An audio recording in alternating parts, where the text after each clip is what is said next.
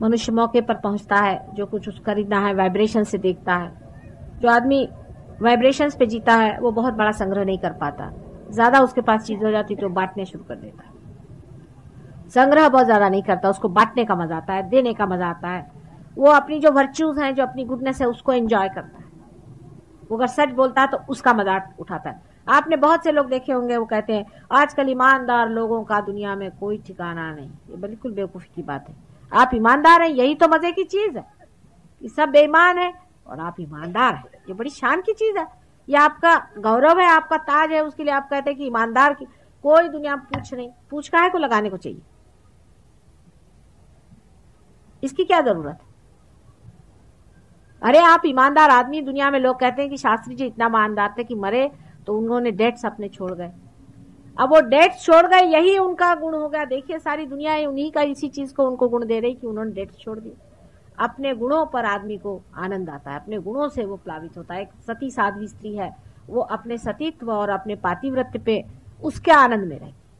अपने गुणों का आनंद आता है, अपने मजे का आनंद आता है। फिर को आप कोई शराबी को देखते हैं कि शराब पी रहा है तो उस पर दया लगती कि भाई देखो मैं तो आराम से बैठा और ये कहाँ मरा जा रहा है।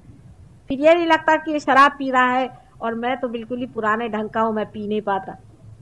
इंफीरियरिटी कॉम्प्लेक्स की जगह आदमी को लगने लगता है कि ये आदमी बेचारा कहाँ से दयनीय दशा में आ गया।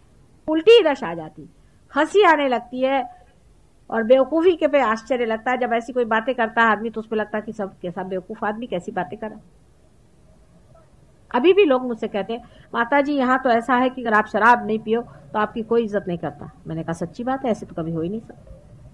वास्तविक में ऐसा नहीं हो सकता। असल में वो आपसे इसलिए भिड़ते हैं कि उनको लगता है मेरी दुम कटी और इसकी क्यों नहीं कटी,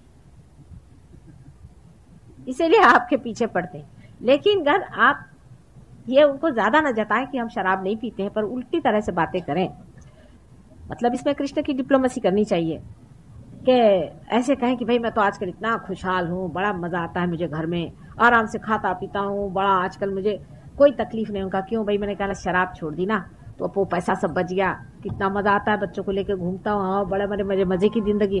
वो फिर सोचेगा अरे ये बात है, तब वो भी इधर आएगा।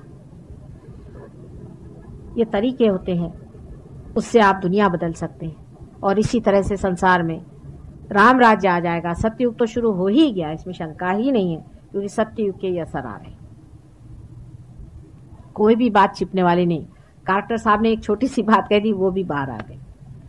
कोई किसी की बात छिपने नहीं वाली, सब लोग सामने आ जाएंगे, सबका पता हो जाएगा कौन कहाँ है, क्या है, कितने गहराई में है, सब प्रकाशित हो जाएगा। अब वो दिन नहीं रहे कि आप कोई भी चीज छिपा के कर ले। एक आदमी दूसरों को खींचेगा, एक ईमानदार आदमी होगा, उसको लोग खींचना चाहेंगे तो वो खींच नहीं पाएगा, क्योंकि उसको समाज जनता उसकी मदद करे। ये सतयुग के लक्षण है और वो शुरू हो गए हैं। कोई भी आदमी बहुत दुष्ट हो वो भी चल नहीं पाएगा। सबका जिसे कहना चाहिए कॉस्मिक चेंज आ जाएगा और आ ही रहा है। इसको आप लोगों को देखना चाहिए और सोचना चाहिए कि माँ ये कहती थी, सच बात है।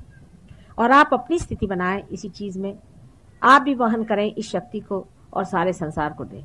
उसके लिए आपको रुपया पैसा खर्चा करना नहीं, आपको कुछ भी देने का नहीं है, सिर्फ ये कि आप अपना इंस्ट्रूमेंट जरा ठीक कर लें। इस इंस्ट्रूमेंट के लिए आपको ध्यान धारणा आदि कुछ करना पड़ता है।